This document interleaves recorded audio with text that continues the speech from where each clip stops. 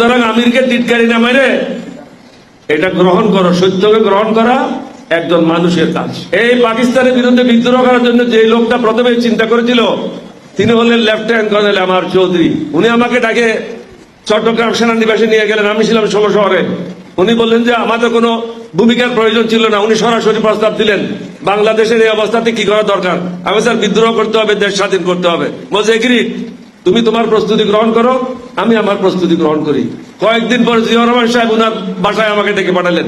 প্রথম দিন আমি ওনার সাথে কথা বললাম না, কারণ উনিও ছিলেন আইএসআই একজন কর্মকর্তা, আমিও ছিলাম।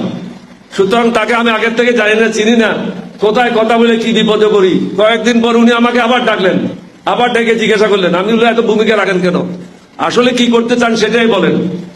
বলছে কি করণীয়, আমি আপনি বলেন কি করণীয়। বলছে একটা কিছু তো করতে হয়। আমিও বুঝি একটা কিছু করতে হয়, কিন্তু সে একটা কিছু কি। বলছে বিদ্রোহ করলে কিরকম হয়, আমাদের খুব ভালো হয়। বলছে তাহলে তোমার প্রয়োজন, তুমি ছাড়া তো 8ম বেঙ্গল রেজিমেন্টে সোলজার না, কারো কথা শুনবে না। পুরো গল্পটা আমি আর জিয়াউর রহমান সাহেব ছাড়া কেউ জানে না। কারণ এমআর চৌধুরী সাহেবকে 25 রাত্রে 10টার দিকে উনাকে 20 বেলুচ রেজিমেন্ট গাড়ির পিছনে রশি দিয়ে বন্ধ করে হেসরাইয়ে তাকে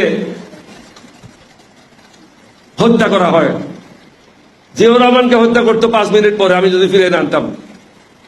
এটা আমি ফিরে আনি না, এটা আল্লাহর হুকুম। আমি মালিকের হুকুমটা পালন করেছি মাত্র।